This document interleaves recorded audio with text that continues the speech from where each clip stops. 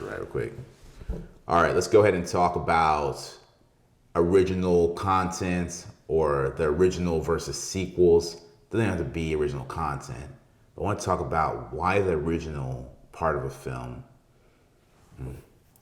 I want to talk about why the original installment of any film typically does better than the films that follow it. And I want to use, for example, the MCU. Right now in the MCU, there's a lot of back and forth, controversy as far as hearsay, but when it comes to box office, they're still doing well.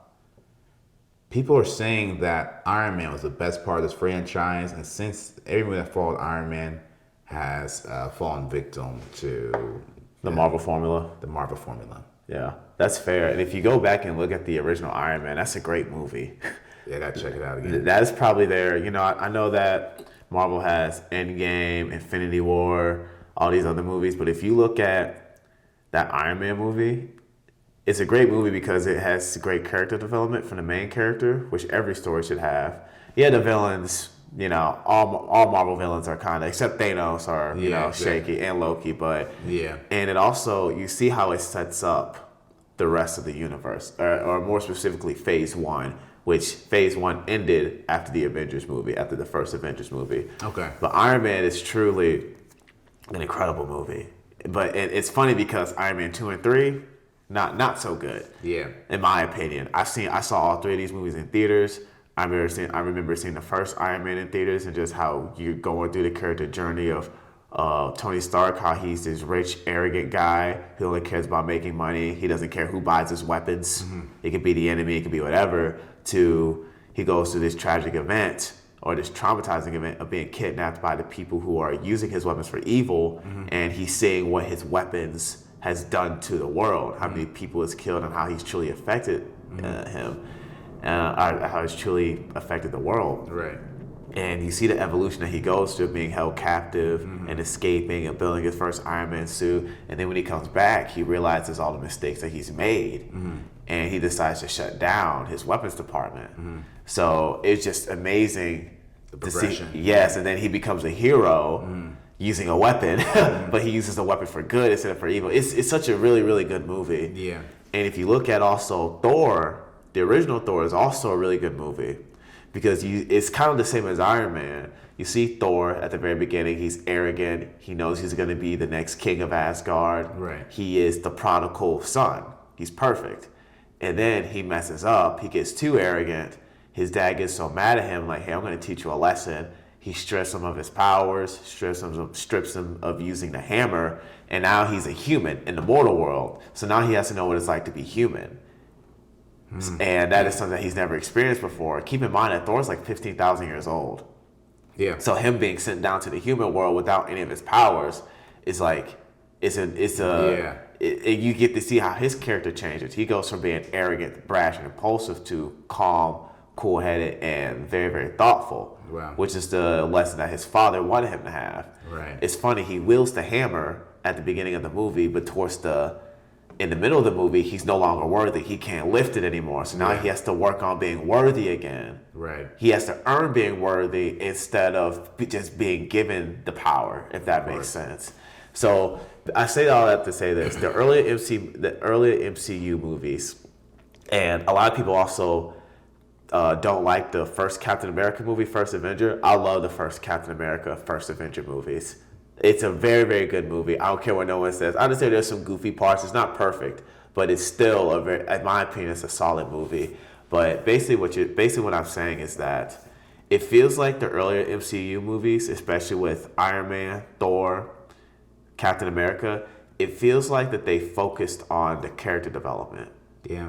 You know? And yes, they were building the world as well. And yes, the villains were lackluster, but they focused on the characters. There wasn't like these giant spectacle events going on. And technically, that Incredible Hulk movie with Edward Norton. I'm about to go into that, so I'll segue into that in a second, yeah. Yeah, that's technically part of the MCU. And that is a very character-driven movie as well. And I don't care what no one says, that's also a very solid movie. I'm about to go into that, yeah. I'm so glad you said that. So, yeah, my favorite Hulk was easily Edward Norton's, and it kind of killed me, the fact they couldn't bring him into the MCU for that Phase 1. or for that movie. Mark Ruffalo is a great actor. It's nothing to do with the actors. It's more to do with the character and how they went about it. Yeah. When Hulk's eyes, would shine through, he'd be in the darkness. You'd see the green eyes even illuminate. You already knew it was about to happen. Game time. It's game time. Yeah. So Edward Norton's Hulk was great. Solid. Like, it was solid, man. It was comparable to the Iron Man movie to me, to be honest. I agree. It was comparable. Edward Norton played that so well.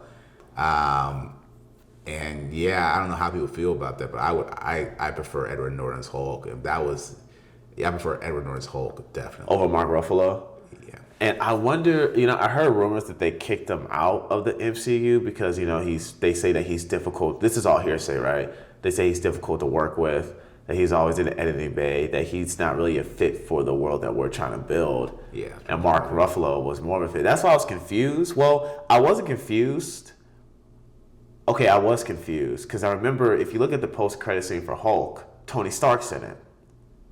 And yet in this Avengers movie, it's Mark Ruffalo as Hulk and not Edward Norton. And even in the second Iron Man movie, it's no longer Terrence Howard, it's Don Cheadle. Right. And I wasn't extremely confused. I knew who these characters were. Of course. Especially the Don Cheadle character. Of course. I was just wondering what happened. Why did Terrence Howard not show back up for the sequel? Or, Yeah, I'll tell you, it's one of Terrence Howard's, he came back with Empire and stuff like that, but Terrence Howard's, probably one of his bigger mistakes. I don't know him personally, but I do know contractually it would have been beneficial to be part of the MCU, especially all the way up to Endgame. So anyone from the, Phase 1 to Endgame, I would not miss out on that opportunity because that was definitely a journey. Anything post that is getting to an odd place right now. But with Terrence Howard and Edward Norton he's a great actor. He's a brilliant actor. And of course, there's going to be hearsay about every actor. But it is interesting how being agreeable can take you a long way in this industry. So being agreeable like a Mark Ruffalo, being agreeable like a Don Cheadle. Being a team player, realizing that interdependence is a thing. I say it all the time that, the most inferior is dependency. Second to that would be independent, but the most powerful is interdependent. And being interdependent says that I'm independent, you're independent, but we realize the strength in numbers. And so when you have someone who try to take the reign too soon, they do get outcasted typically. So someone who joins a group and quickly wants to be put in the leader position and steer the ship, they've noticed with kids with playing games or playing sports, those are the ones that usually get outcasted quickest, or they get ostracized because they try to jump in and take control of something they didn't listen to first. Right. And so there's been studies that show that's been us since we were children, that we figured out that there's two things you can do socially as far as engagement goes that can get you, put out of a social circle pretty quickly. And it translates to us being adults as well. And so you gotta keep that in mind in your pursuit. And that's why it's good to be knowledgeable and listen to the world. Because if you listen to the social cues alone, you can win a lot of fights that, I think someone said it best recently. They said, be humble, because even when you lose, you win. And that's a good way to see it, Yeah. And in Terrence Howard's defense, I don't think no one saw no one saw that coming from a mile away. No one knew that Marvel was going to grow into the conglomerate that it is today, to a global conglomerate. And they did kind of skeet him on his contract. He was the highest paid actor for Iron Man 1. And he was signed up to do Iron Man 2. But this is hearsay, this is word on the street, that they came back to him and said, hey, we'll pay you 1/8 of what you got in the first one because we can't pay you more than Robert Downey Jr. because Robert Downey Jr. is now the star of it. Yeah. And Terrence Howard, if you think business wise, it's like, no, I'm not going to do that. Of course. So he said no. But he also expected Robert Downey Jr. to have his back because Terrence Howard was one of the first people cast in Iron Man. Okay. And Terrence Howard was like, hey, you should get Robert Downey Jr. to play Iron Man. I see. And according to Terrence Howard, this is all hearsay, he helped Robert Downey Jr. get that role. Okay. he played a hand in it. I'm not gonna say he helped, but he played a hand in it. Right. So he expected in Iron Man 2 for Robert Downey Jr. to have his back, but this is hearsay. Robert Downey Jr. didn't have his back, and so he just decided to drop out of the project because they were paying him an eighth, and they were kind of going back on the original contract. Now I understand that like people are saying, oh, Terrence Howard fumbled the bag, yada yada yada, but back then he really didn't fumble the bag because it was like unshaking a handshake. And in Edward Norton's defense, they said that he was altering parts of the script. He prepared new copies of the script, just so out of pocket for this. He's a gangster, man. But he came back with it. They said that his was actually better. Everyone said that. Everyone said that he actually knows what he's talking about. Like he had a full development for Hulk, and it was like ridiculous how he had him developing. But you want to know what rule he broke from 48 Laws of Power? What's that? You know what it is. Don't outshine the master. Exactly. Yeah, rule number one, don't outshine the master. He broke the most important rule, and I'm gonna go into that briefly because I heard Robert Greene speak about it. I'm just gonna kind of relate this to anyone who hasn't heard it. So the importance of that reason why Robert Greene put that law first is because it's one of the ones that people overlook the quickest. It's they get a new job, they get a new position, and they're so excited and overzealous to share everything they can do. And eventually get to the point of sharing everything they can do so much so that their boss starts to feel insecure that in their position.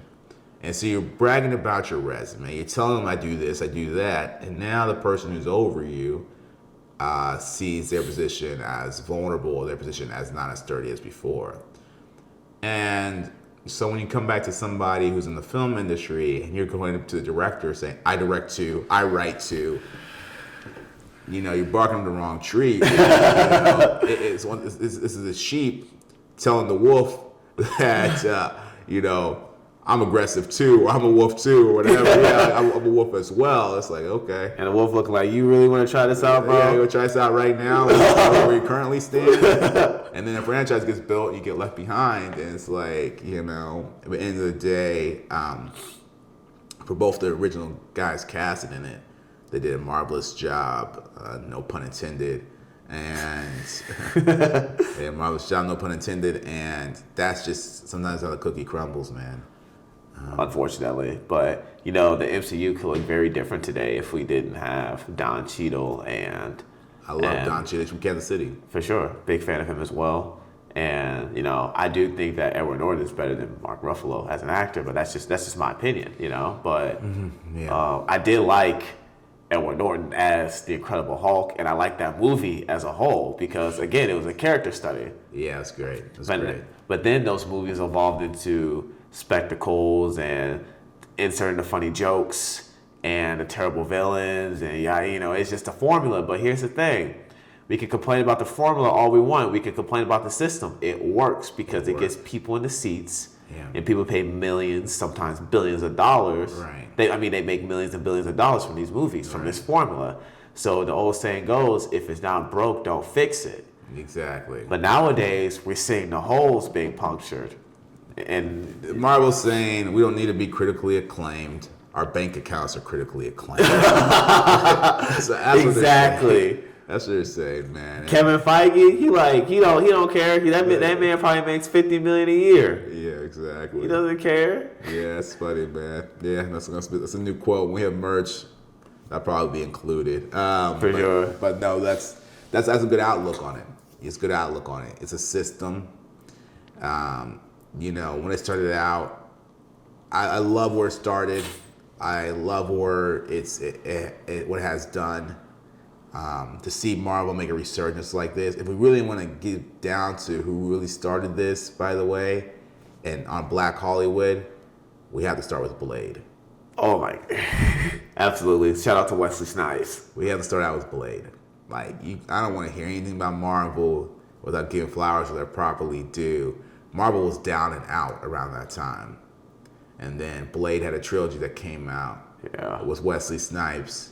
and that was carrying Marvel at a point in time. You want to talk about Rising from the Dead? Because they sold off all their property. They technically still don't own Spider-Man. No, they don't. Spider-Man's owned by Sony. And Sony's not giving it up. No, heck no. That's their cat. That's the only good movie that they have. But what was I gonna say? But they had to buy back a lot of the rights to their movies, or a lot of the rights expire with other studios, and it automatically reverts back to Marvel. Like Sony can't sell Spider-Man to Warner Brothers. They can't. No. If they want to sell Spider-Man, it has to go back to Marvel. Was that part of the clause in the contract? It was a clause in the contract when they bought the rights to Spider-Man way back in the day. Okay. Or the film rights, I should say, to Spider-Man way back in the day, that it cannot go to any other studio. And if you want to sell it, you have to sell it back to Disney. I see. Well, now Disney. It was Marvel, but now since Disney bought Marvel, yeah. This game of Monopoly as well, guys. This is a IP real estate, which is also super important. But we'll circle back around to this topic, man. I think there's a lot of value in the original scripts, the ones that made these giant franchises. Yep. I've not seen each of these franchises, but I always hear how like the first 3 episodes, or Star Wars, the original Star Wars was great. Yep. And it starts tapering off somewhere. Yep. And you hear that so often. But this is Hollywood, and this is Black Hollywood, and that's it. That's it.